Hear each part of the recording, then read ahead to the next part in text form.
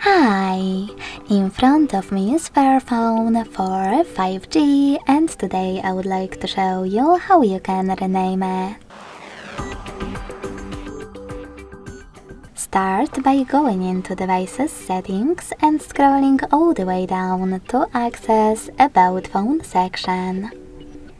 Then click on Device Name under Basic Info and type in wherever you wish to, like Sunny.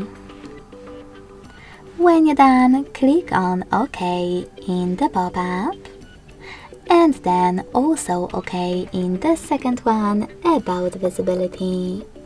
So when I do that, as you can see, name of my device has changed.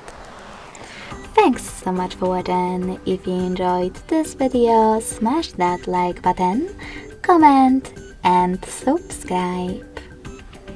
Bye!